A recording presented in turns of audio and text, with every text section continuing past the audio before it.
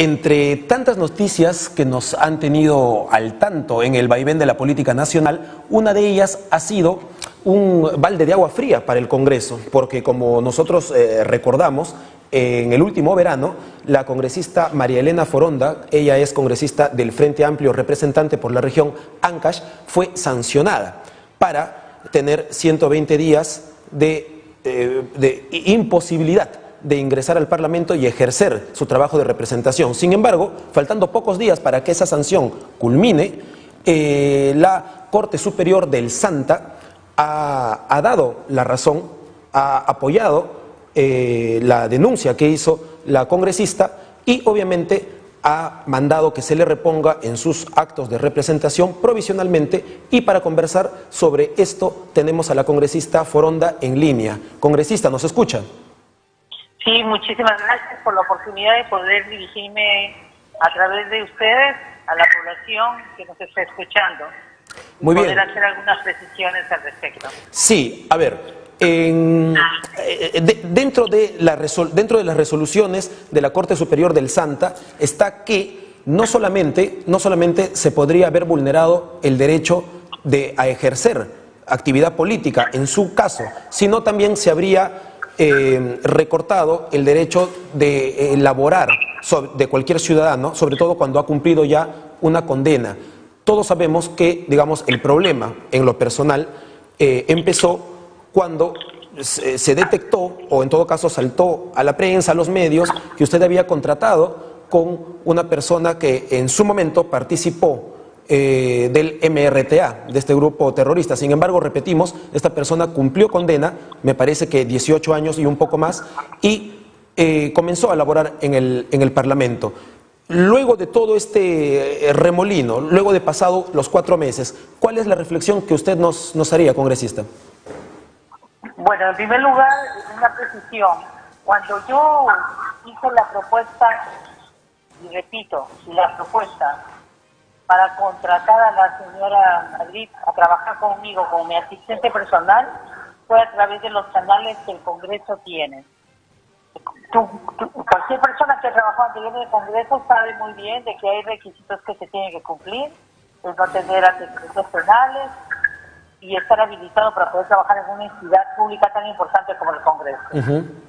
Por lo tanto, fue una propuesta que yo hice y ella pasó por ese filtro porque en ese momento no había ningún impedimento legal que permitiera contratar a una persona que ya había cumplido una pena y que estaba ya reinsertada en la sociedad, por lo tanto ya repuesto todos sus derechos para poder trabajar en una institución.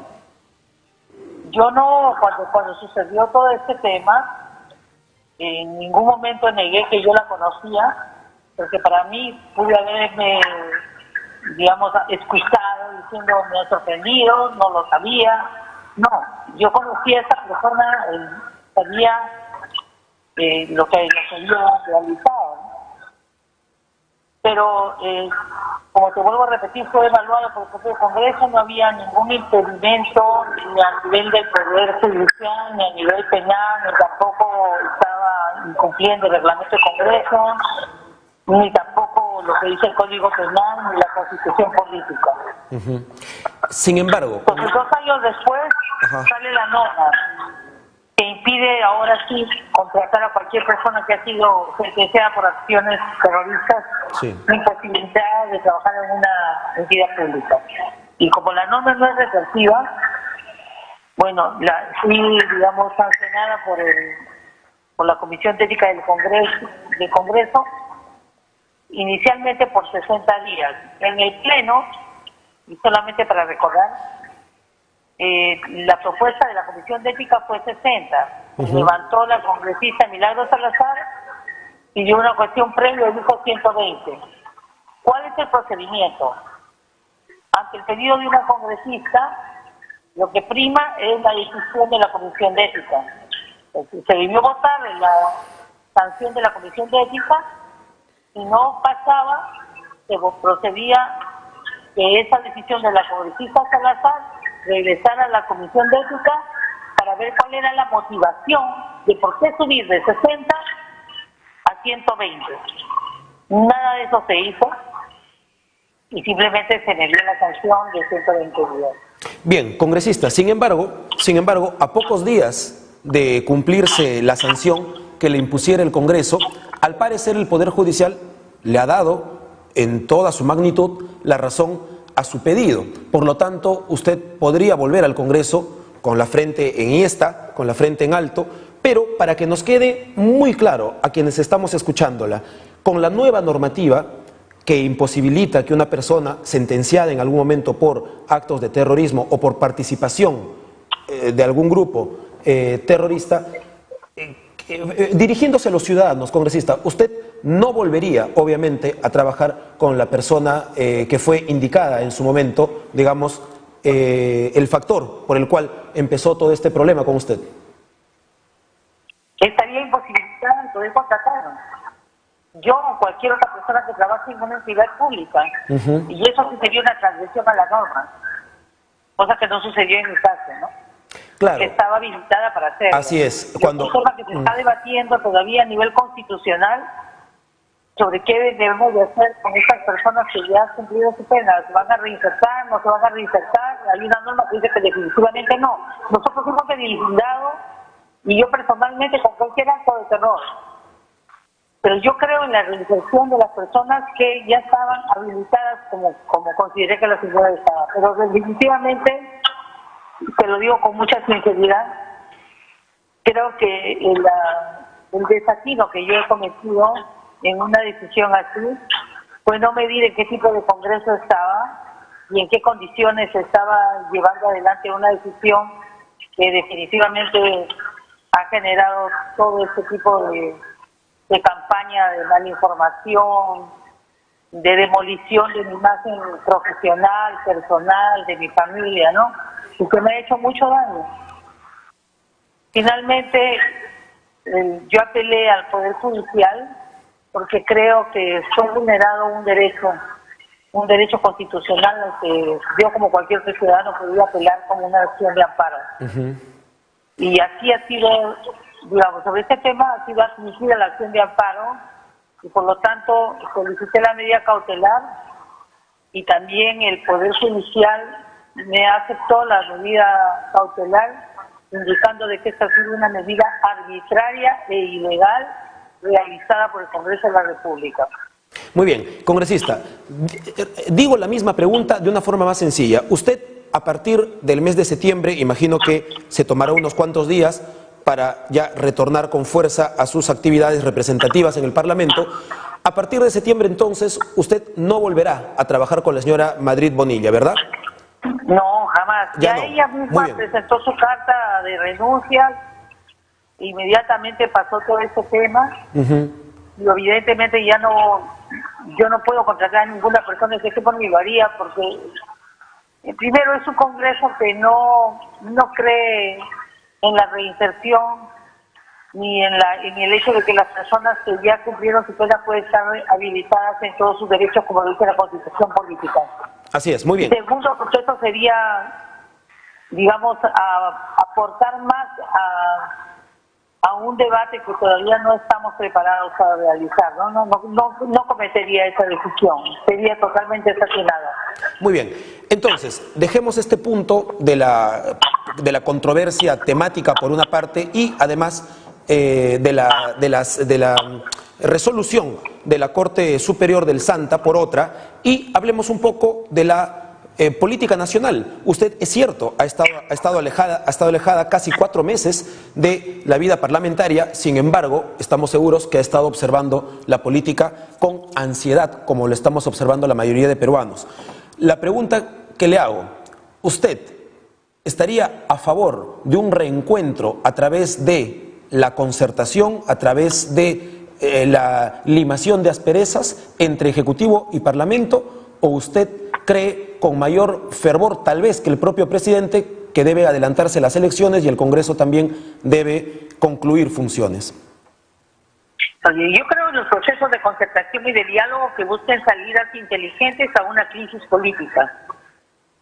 Pero lamentablemente creo, y hay que ser autocríticos, con este Parlamento no es posible.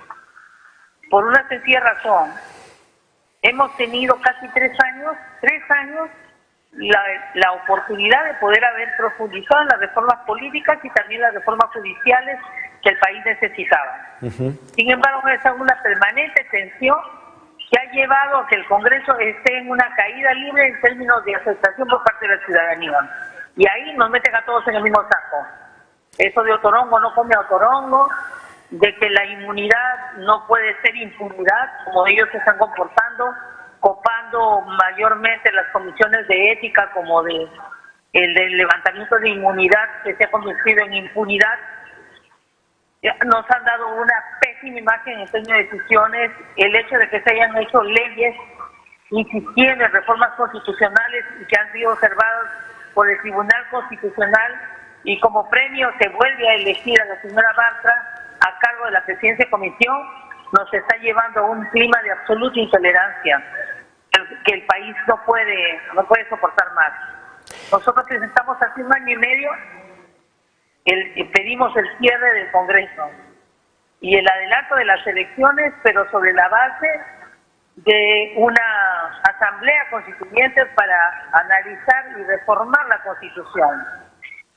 Si no hay una reforma constitucional, vamos a seguir en esta crisis política, vamos a seguir en esta crisis institucional, y mientras estamos debatiendo lo de la crisis política que estamos viviendo, se ha aprobado el plan de competitividad, que lo ha aprobado el Ejecutivo, el señor Vizcarra, y eso es atentatorio contra los derechos laborales más elementales de los trabajadores. Esta última parte me parece muy interesante y propiamente me interesa mucho, porque el Frente Amplio, a diferencia de otras agrupaciones de izquierda nacional, o en todo caso de oposición al gobierno, se ha mostrado siempre con un talante mucho más crítico.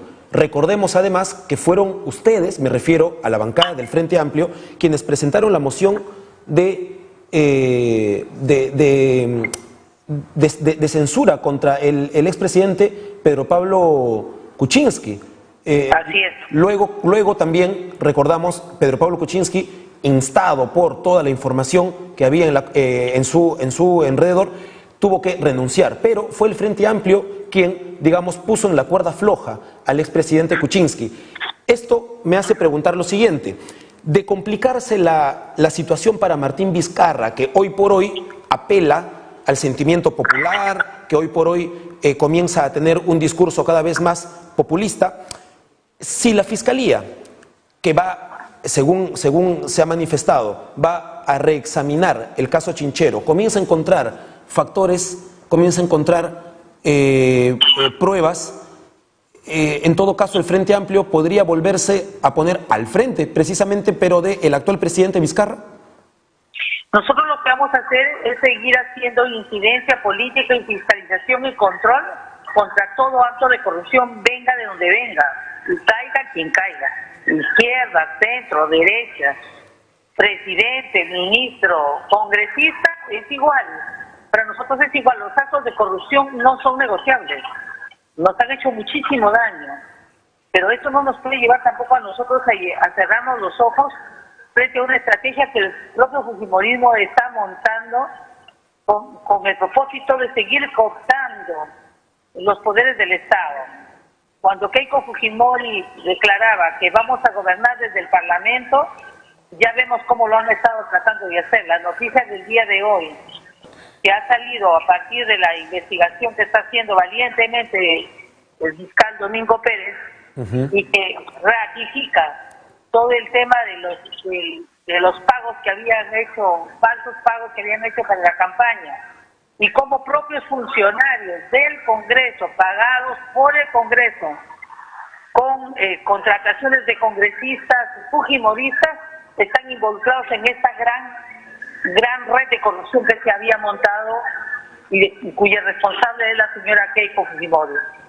Necesitamos tener salida, pero si hay un nivel de responsabilidad y se tiene que investigar y encontramos responsabilidad y elementos de prueba contra el señor Vizcarra por este tema de Chinchero, no le quepa la menor duda que el Frente Amplio no va a ser furgón de cola de nadie. Buscamos salidas concertadas, buscamos gobernabilidad, tenemos que tener la cabeza muy fría, pero también muy firme frente a las decisiones de lo que el país necesita. Muy bien, una última consulta que le queremos hacer, congresista, es sobre la situación socioeconómica y sobre todo socioambiental. Tiene usted una maestría en gestión ambiental y queríamos consultarle, a razón de lo vivido en Arequipa, lo que posiblemente empiece en Quellaveco, en fin, todo lo que signifique protesta social con raíz en el desentendimiento entre la mina y el medio ambiente, ¿qué reflexión le merece? ¿El Frente Amplio tiene una tercera vía, tiene una propuesta o simplemente, digamos, se enmarca en suspender cualquier tipo de proyecto de inversión? De ninguna manera. Eso sería estar en contra de una política de Estado que es la política 19 de desarrollo sostenible, que pone en el mismo nivel 3 dimensiones. La dimensión de crecimiento económico con inversiones, los beneficios sociales que surjan de esas inversiones, pero con el límite de la protección del territorio y el ambiente, en el mismo nivel. Lo que ha pasado es que aquí ha habido un pésimo manejo de conflictos ambientales heredados que vienen acumulándose desde hace 10 años y donde no han habido mecanismos de diálogo inclusivos, donde no ha habido transparencia en la información, donde ha habido las negociaciones con las comunidades después de que se han tomado decisiones y por lo tanto ha generado que este conflicto vaya escalando y el manejo del conflicto no ha sido ni preventivo ni adecuado. Mandar a policías para resguardar por un tema de seguridad no genera un clima de diálogo con tolerancia, como tampoco lo hacen aquellas personas que se han infiltrado de ese movimiento para generar acciones vandálicas. O sea, poniéndonos en el justo medio, nosotros proponemos lo siguiente: bienvenida a las inversiones, pero con reglas claras. Muy bien, congresista. Un Estado que no abdique a su soberanía, con ordenamiento territorial. Y ese ordenamiento territorial nos deberá decir que en cabeceras de cuentas no pueden ubicarse minería porque están afectando otras actividades precedentes como la agricultura, ganadería y nuestra seguridad alimentaria. Así es. Por lo tanto, nosotros no somos extremistas piedras que estamos en contra de la inversión. Nosotros queremos un desarrollo sostenible con ordenamiento territorial, con consulta previa, con viabilidad y entender que el Perú no solamente es minero y que necesitamos incluir a la gente, trabajar con ellos, entender su cosmovisión y a partir de ahí construir y elevar las vallas ambientales que ahora no existen. Muy bien. Congresista, primero agradecemos su participación aquí en Política y Media, en UCI Noticias, y además quedamos expectantes con respecto a su regreso al Parlamento, porque usted, repito, forma parte de una bancada que a la hora de la hora, cuando las papas queman, tiene algo que decir, y eso se aprecia. Así que quisiéramos ver que una vez más el Frente Amplio, de complicarse la agenda o, ¿por qué no?, de distenderse los conflictos, sin embargo, muestre a la ciudadanía que no está enmarcada en ninguno de los bandos. Hoy por hoy pareciera que el pueblo peruano solo tiene dos opciones y eso nos parece no solo totalmente perjudicial, sino que nos parece que reduce la posibilidad de entendimiento entre la mayoría de gente. Me parece que la ciudadanía peruana no está necesariamente con un bando o con el otro. Y a ver si la situación del presidente Vizcarra se complica, si nuevamente tenemos al Frente Amplio señalando precisamente de frente y directamente a los posibles responsables de cualquier hecho de corrupción. Muchas gracias por haber participado, congresista. Muchísimas gracias, no hay que estar la menor duda que así va a ser, porque nuestro compromiso es con el pueblo y con transparencia. A nosotros no nos sirve la mano a la hora de tomar decisiones ni tenemos posiciones extremas. Queremos la gobernabilidad con paz y justicia social para el Perú. Muy bien, muchas gracias, congresista. Y amigos, con ustedes, dentro de pocos segundos regresamos con nuestra última parte del programa.